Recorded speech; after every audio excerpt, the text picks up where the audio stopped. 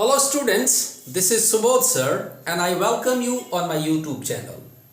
Dear friends, आज हम इस वीडियो में एक बहुत ही ज़बरदस्त धमाकेदार कंसेप्ट के साथ मैं आपके साथ उपस्थित हूँ और जब आप ये पूरा कंसेप्ट देखेंगे, समझेंगे तो आप इस वीडियो को लाइक करने में और शेयर करने में मजबूर हो जाएंगे। चूँकि आज का जो कंसेप्ट है यह देखने में तो बहुत आसान है, बट अक्सर हम लोगों से इस तरह के मिस्टेक्स हो जाया करते हैं, चाहे वो कॉम्पिटिटिव एग्जाम्स हो, चाहे आपका कोई भी बोर्ड एग्जाम्स हो। तो कंसेप्ट क्या है कि कहता है how to avoid an error in a sentence. किसी भी सेंटेंस में हम एरर को अवॉइड कैसे करें या how to correct a sentence. ऐसे ऐसे कंसेप्ट हैं जो आपके दिमाग में सीधे दस्तक मारेगा और आप कहोगे बिल्कुल सर सही कह रहे हैं आप। इस तरह की मिस्टेक्स हम लोगों से हो जाया करती है, तो आप इस तरह के मिस्टेक्स को रिपीट नहीं करें, दोहरा कर आप इसको गलती को ना करें। इसलिए इस वीडियो को देखना ज़रूरी है। चाहे आप किसी भी स्तर के स्टूडेंट हो, किसी भी लेवल के स्टूडेंट्स हो, ये कंसेप्ट आपको ज़रूर चाहिए ही चाहिए। तो वीडियो को बिना समय गवाए शुरू करते हैं और देखते हैं कि पहला सेंटेंस क्या कहता है। कहता है कि it is not such a good book which I expected. आप देखिए, it is not a such good book, यहां तक आपका एक सेंटेंस का पार्ट है ना। दूसरा पार्ट आपका विच आई एक्सपेक्टेड। तो यहां पर जो आप विच देख रहे हैं, ये विच आपका रिलेटिव प्रोनाउन है और बुक जो है वह आपका थिंग्स है। तो थिंग्स के लिए हम विच का, एनिमल और थिंग्स के लिए हम विच का प्रयोग करते हैं। तो आपको ये लग रहा होगा कि इस सेंटेंस में कोई एरर है नहीं, लेकिन ऐसी बात नहीं है डियर फ्रेंड्स। इसमें एरर है और एरर क्या है वो मैं आपको फाइंड आउट बताकर आपको मैं ये समझाता हूं, है ना, कि क्या कहता है। आप इस वर्ड को देखिए, सच। तो सच अगर किसी वाक्य में दिया हुआ रहे, it is not such a good book, तो अगर आपका वाक्य में सच रहे और रिलेटिव प्रोनाउन विच रहे तो यह आपका एक्सप्रेशन बिल्कुल गलत हो जा रहा है। क्योंकि सच और सेम दो वर्ड को आप लिख लीजिए, एक तो आपका सेम है और दूसरा आपका सच है। एक सेम है और दूसरा सच है। तो ये दो वर्ड के बाद, सेम और सच के बाद, हम दो रिलेटिव प्रोनाउन का तो बिल्कुल ही प्रयोग नहीं करते हैं। वह क्या है, एक हु है और दूसरा विच है। अगर आपको वाक्य में सच मिल जाए, सेम मिल जाए, तो हम वाक्य में हु अथवा विच का प्रयोग रिलेटिव प्रोनाउन के रूप में बिल्कुल नहीं करेंगे। ये आप बिल्कुल कान खोल के सुन लें, है ना। तो फिर प्रयोग किसका करेंगे। तो चूंकि ये निर्जीव है, बुक जो है नॉन लिविंग थिंग है, इसलिए विच को हटाइए और यहां पर आप एज का प्रयोग कर दीजिए। तो क्या हो जाएगा सही सेंटेंस कि it is not such a good book as I expected. Which का प्रयोग हम डियर फ्रेंड्स सच के बाद बिल्कुल नहीं करेंगे, है ना। जबरदस्त है ना। तो आप इस बात को ध्यान देंगे कि अगर वाक्य में सेम मिल जाए, सच मिल जाए, तो रिलेटिव प्रोनाउन हु और विच का प्रयोग तो बिल्कुल नहीं करेंगे, है ना। इस बात को आप ध्यान में रखेंगे। तो इस वाक्य को करेक्ट क्या हो गया, it is not such a good book as I expected. जैसे ही विच को हटाइए और ये एज का प्रयोग आप जैसे करेंगे, ये वाक्य आपका करेक्ट हो जाएगा। सेम तरह का सेंटेंस आपका टू भी है, नंबर 2 भी है। क्या कहता है कि this is the same beggar who came yesterday. यह वही भिखारी है जो कल आया भाई। तो यहां देखिए सेम है, तो रिलेटिव प्रोनाउन यहां हु है। मैंने आपको कंसेप्ट में बताया कि सेम रहे तो हम पर्सन के लिए हु का प्रयोग नहीं करेंगे, तो फिर हम किसका प्रयोग करेंगे, हु और विच का प्रयोग नहीं करेंगे। तो यहां पर आपने एज का प्रयोग किया, चूंकि पर्सन है बेगर, इसीलिए हु को हटाइए और हु के जगह दैट का प्रयोग कीजिए। तो यह वाक्य आपका बिल्कुल सही हो जाएगा। और क्या हो जाएगा concept, this is the same beggar that came yesterday. Who का प्रयोग डियर फ्रेंड बिल्कुल नहीं करना है। तो ये दो वाक्य आप बिल्कुल ध्यान में रखेंगे। अक्सर चाहे वो एसएससी हो, सीजीएल हो, सीएचएसएल हो, बैंकिंग हो, चाहे किसी भी तरह का हो, उस तरह के एग्जाम में इस तरह के सेंटेंस आपको अक्सर मिल जाएंगे, है ना। तो ध्यान से जरा संभल के, है ना। थर्ड सेंटेंस क्या कहता है? I don't know nothing about him. लगेगा इन्हें कुछ मिस्टेक्स है। I don't know nothing about him, but आप ध्यान देंगे कि इस वाक्य में भी एरर है और उसी एरर को आपको फाइंड आउट कराना है। देखिए वाक्य के मीनिंग को पकड़िए, कहता क्या है कि यहां पर देखिए डोंट एक निगेटिव है और नथिंग दूसरा निगेटिव है, और किसको? एक सिंगल आइडिया को दर्शा रहा है। तो रूल कहता है कि to express a single idea we must not use double negative, because double negative leads to a positive statement. दो नेगेटिव का प्रयोग अगर आप लगातार कर देंगे एक सिंगल आइडिया को दर्शाने के लिए, तो वह एक पॉजिटिव स्टेटमेंट को एक्सप्रेस करता है डियर फ्रेंड। तो फिर क्या करेंगे? इस नथिंग को हटाइए और नथिंग के जगह एनीथिंग का प्रयोग कर दीजिए। क्या हो गया? I don't know anything about him. Nothing को हटाइए, डबल निगेटिव का प्रयोग हम सिंगल आइडिया को एक्सप्रेस करने के लिए बिल्कुल नहीं करते हैं। तो ये भी आपका, और दूसरा तरीका से भी ये बन सकता है, उसको भी आप ध्यान दे दीजिए। कहता है कि I don't know anything about him, ये तो हो गया। दूसरा कहता है, अगर आपको एक निगेटिव यूज करने के लिए कहता है तो I know nothing about him, ये भी हो सकता है आपका कि I know nothing about him, ये भी आपका वाक्य सही हो जाएगा। तो आप इस वाक्य में सिंगल आइडिया है, सिंगल निगेटिव है, सिंगल आइडिया को एक्सप्रेस करने के लिए। इसमें भी I don't know anything about him, तो यहां भी आपका सिंगल निगेटिव बच जाता है सिंगल आइडिया को दर्शाने के लिए। तो यही कहना है कि सिंगल आइडिया को दर्शाने के लिए हम डबल निगेटिव का प्रयोग वाक्य में बिल्कुल नहीं करेंगे। तो कंसेप्ट क्लियर हो गया। चलिए आगे बढ़ते हैं धीरे धीरे। फोर्थ सेंटेंस कहता है कि I wish I was as tall as my father. काश मैं उतना बड़ा होता जितने मेरे पापा हैं या पिताजी बड़े हैं, लंबे हैं, है ना। तो यहां पर देखिए ये वाक्य को आप पढ़िए, सब्जेक्टिव मूड में वाक्य है। दोनों फोर्थ और फिफ्थ दोनों सब्जेक्टिव मूड में वाक्य है। तो फोर्थ और फिफ्थ में जब सब्जेक्टिव मूड है डियर फ्रेंड, तो सब्जेक्टिव मूड होता क्या है आप ध्यान से देखिए थोड़ा। तो सब्जेक्टिव मूड वो होता है जिसमें किसी सपोजिशन को हम कुछ समय के लिए फैक्ट मान लेते हैं। जैसे अगर मैं चिड़िया होता तो आसमान में उड़ता, अगर मैं राजा होता तो तुझे अपनी रानी बनाता। तो क्या है, कुछ सपोजिशन को, कल्पना को कुछ समय के लिए हम हकीकत मान लेते हैं ऐसे वाक्यों में। तो सब्जेक्टिव का जो प्रयोग है ये सब्जेक्टिव, ध्यान से देखिए, ये जो सब्जेक्टिव मूड है, इस सब्जेक्टिव मूड को हम दो स्थिति में हम दर्शाते हैं। एक विश एक्सप्रेशन है, विश एक्सप्रेशन में डियर स्टूडेंट इसको दर्शाते हैं, और दूसरा कब दर्शाते हैं? To express an idea contrary to the actual fact. जब कोई आइडिया वह हकीकत के जस्ट विपरीत हो तो वहां पर हम सब्जेक्टिव मूड का प्रयोग करेंगे। और सब्जेक्टिव मूड कहता क्या है कि अगर सब्जेक्ट कुछ भी रहे, सिंगुलर रहे, तो भी वर्ब हम प्लूरल देंगे, यानी कि वेयर देंगे, याद रख लीजिएगा। तो यहां पर आप वाज को हटाइए, वेयर को दे दीजिए। और यहां देखिए, to express an idea contrary to the actual fact, if he was alive he would help me. अगर वह जिंदा होता तो वह मेरी मदद करता। तो यहां पर देखिए ये आपका कंडीशनल है।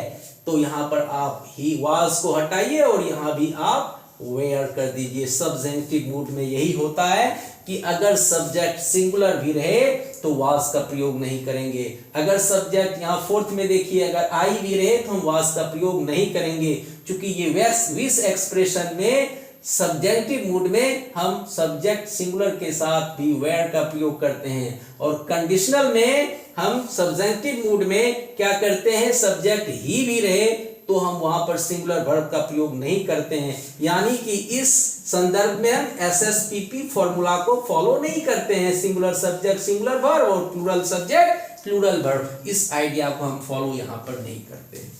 चलिए नेक्स्ट सेंटेंस देखते हैं, धीरे धीरे हम लोग आगे बढ़ रहे हैं, आपको हम कंसेप्ट बिल्कुल दिए जा रहे हैं। चलिए नंबर 6 सेंटेंस क्या कहता है, we got out of the swimming pool and dried us. Dried us मतलब अपने आप को गीला से सूखा करना। कहता है हम लोग स्विमिंग पूल से बाहर आए और अपने आप को क्या किया, सूखा किया, यानी कि बदन को सुखाया। अब आप देखिए यहाँ पर कहता क्या है, डियर स्टूडेंट, रूल कहता है कि अगर एक वाक्य में सब्जेक्ट और ऑब्जेक्ट एक ही आदमी हो, if the subject and object of the sentence is a single fellow, one person, तो वहां पर हम ऑब्जेक्टिव केस का प्रयोग नहीं करेंगे। तो we got out of the swimming pool and dried, यही अस यहां पर मिस्टेक है। तो क्या होगा, तो चूंकि सब्जेक्ट और ऑब्जेक्ट आपका एक ही पर्सन को एक्सप्रेस करता है, तो वहां पर हम ऑब्जेक्ट को नहीं प्रयोग करके, ऑब्जेक्टिव केस का प्रयोग नहीं करके, यहां पर हम रिफ्लेक्सिव प्रोनाउन का प्रयोग करेंगे। किस प्रोनाउन का प्रयोग करेंगे, रिफ्लेक्सिव प्रोनाउन का जैसे हम प्रयोग करेंगे यह वाक्य सही हो जाएगा। We got out of the swimming pool and dried ourselves, या अस को हटाइए और आवरसेल्व्स का प्रयोग कर दीजिए। क्लियर, अस को हटाइए, आवरसेल्व्स का प्रयोग कीजिए, वाक्य आपका करेक्ट हो जाएगा, क्योंकि अवॉइड करना है आपको एरर को, है ना। चलिए नेक्स्ट सेंटेंस तो और भी जबरदस्त है, आप थोड़ा सा ध्यान से पढ़िए इस सेंटेंस को।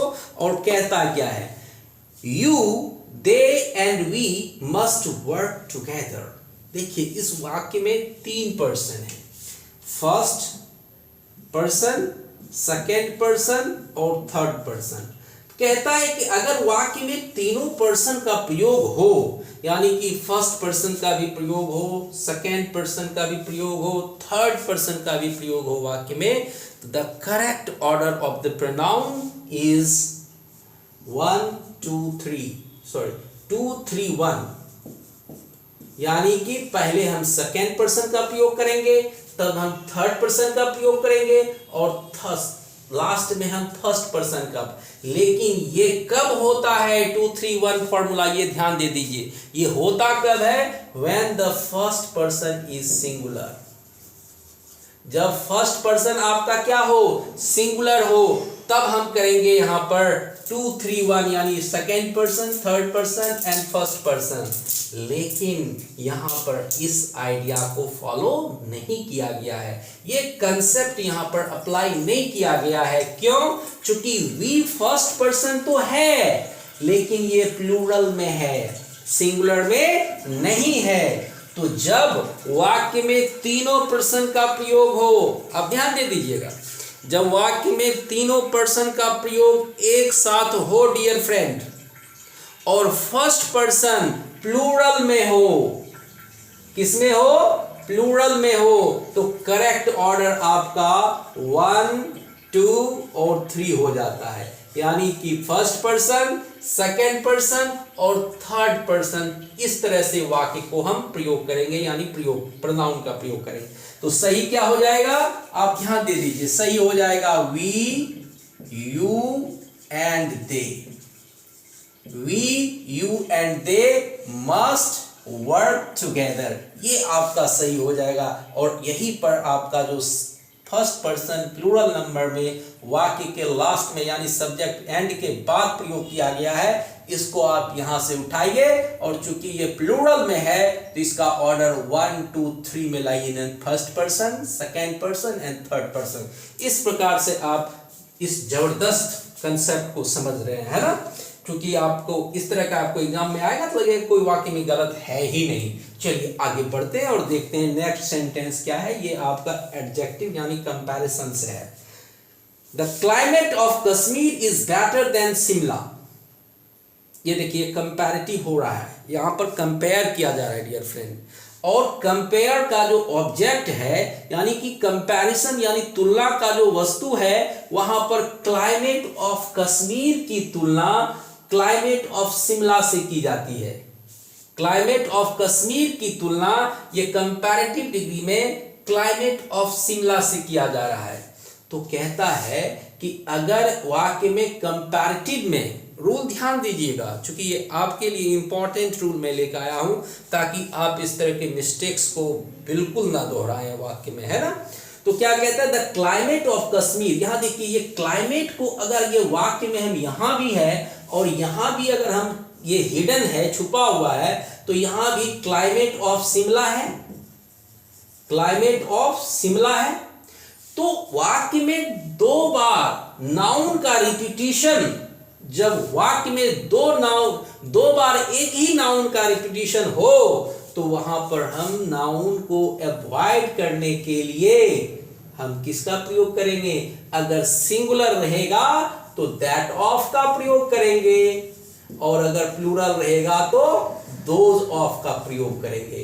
तो आपका सेंटेंस सही क्या हो जाएगा, थोड़ा सा ध्यान से देखिए सेंटेंस सही क्या हो जाएगा। The climate of Simla is better than that of the climate of Kashmir is better than that of Simla। ये आपको ध्यान में रखना है कि रिपीटिशन ऑफ नाउन को रोकने के लिए हम सिंगुलर कंसेप्ट में, सिंगुलर एक्सप्रेशन में दैट ऑफ का प्रयोग करेंगे, मैंने लिख दिया यहां, और प्लूरल में हम दोज ऑफ का प्रयोग करेंगे। क्लियर। तो सही वाक्य हो जाएगा the climate of Kashmir is better than that of Shimla. ये वाक्य आपका बिल्कुल गलत है, ये आपको अवॉइड करना है इस प्रकार से के एरर को, है ना। चलिए 9th सेंटेंस को बड़ा ध्यान से समझिएगा, है ना, बड़ा जबरदस्त है, थोड़ा ध्यान देखिएगा क्या कहता है। He is more visor then his brother.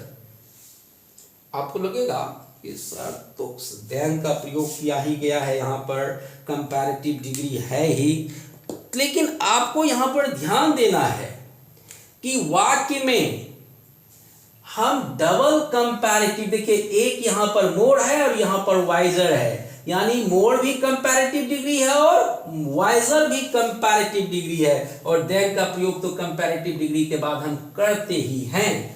तो वाक्य में डबल कंपैरेटिव या डबल सुपरलेटिव का प्रयोग हम बिल्कुल नहीं करते हैं।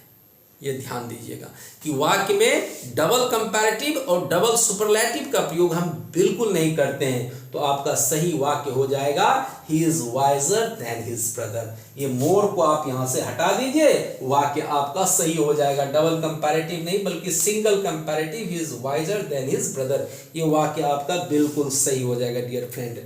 अब चलिए क्या कहता है 10 नंबर सेंटेंस। तो आपको लगेगा कि बहुत इजी है, लेकिन ये इजी है नहीं, ये दिखता छोटा है, ये सेंटेंस दिखता छोटा है, परंतु इसका जो कंसेप्ट है वो बहुत हाई लेवल का है। क्यों कहता है he is braver then wise, he is braver then wise. आप सोच रहे होंगे कहीं ये तो सही नहीं है, he is braver than wiser, ये भी सही नहीं है डियर फ्रेंड। क्या कहता है कि कहता है he is braver then wise, यानी कि एक ही व्यक्ति के दो गुण को दर्शाता है कि वह ब्रेवर भी है और वाइज भी, यानी ब्रेव भी है और वाइज भी है। तो अगर एक व्यक्ति के दो गुण की तुलना, यानी कि एक व्यक्ति के दो गुण की जब हम तुलना करते हैं तो ऐसा कंपैरेटिव डिग्री जो ईआर में इंड होता है, जिसका कि खात्मा यानी अंत में ईआर लगा रहता है, इसका प्रयोग हमें बिल्कुल नहीं करना चाहिए। आप ध्यान दे दीजिएगा, यानी कि जो एडजेक्टिव ईआर में खत्म होता है उसका प्रयोग हमें बिल्कुल नहीं करना चाहिए। किस स्थिति में, जब एक ही व्यक्ति के दो गुण की तुलना करता है, जैसे इंटेलिजेंट भी है और बुद्धिमान भी है, वह बुद्धिमान से ज्यादा तेज है, वह बुद्धिमान से ज्यादा क्या है, तेज है, एक ही व्यक्ति के दो गुण की तुलना है। तो ऐसा एडजेक्टिव जो ईआर में लास्ट हो जिसका, इसका प्रयोग आप बिल्कुल नहीं करेंगे, याद रखेंगे। तो क्या करेंगे, ऐसे एक्सप्रेशन को दर्शाने के लिए आप मोर को दर्शाएंगे, किसको? मोर को। तो सही क्या हो जाएगा? ही इज सही क्या हो जाएगा? He is more brave than wise. ये सेंटेंस आपका सही हो जाएगा। He is more brave than wise. क्योंकि एक ही व्यक्ति के दो गुण की तुलना को दर्शाने के लिए हम एडजेक्टिव एंडिंग विथ ईआर इसका प्रयोग बिल्कुल नहीं करते हैं, तो वहां पर हम मोर का प्रयोग करेंगे। बिल्कुल सही हो गया। He is more brave than wise. Last but not the least, this is also very much important sentence dear friend. क्या कहता है कि he is more intelligent and wiser than his brother. He is more intelligent and wiser than his brother. देखिए यहां पर दो adjective है, वो एक more intelligent है और एक wiser है। then का प्रयोग तो होना ही चाहिए, कंपैरेटिव डिग्री ये वाक्य है ही। तो कहता है कि अगर एक ही वाक्य में दो एडजेक्टिव हो, यानी कि कंपैरेटिव डिग्री हो या चाहे वो सुपरलेटिव डिग्री हो, और उसमें अगर एक ही सेंटेंस में मोर का प्रयोग हो और बिना मोर वाले एडजेक्टिव का प्रयोग हो, तो सही क्रम क्या होगा? इसका एडजेक्टिव का सही क्रम क्या होगा डियर फ्रेंड? कि मोर वाले पार्ट को हम वाक्य के अंत में लिखेंगे और ये जो ईआर वाला पार्ट है इसको हम पहले कर देंगे, है ना? तो आपका सही क्या हो जाएगा? He is wiser। हमें यहां पर जगह की कमी है थोड़ा। He is wiser and more intelligent than his brother. Than his brother। इस तरह से आपको सेंटेंस में एरर को अवॉइड करना डियर फ्रेंड। उम्मीद करता हूं कि ये मेरा कंसेप्ट, एक छोटा सा प्रयास आपके नॉलेज के लेवल को एनहांस करेगा, और आप इस वीडियो को लाइक शेयर जरूर करेंगे। और अगर आप चैनल को सब्सक्राइब नहीं किया है तो please do subscribe it. Thank you for watching and see you in the next class.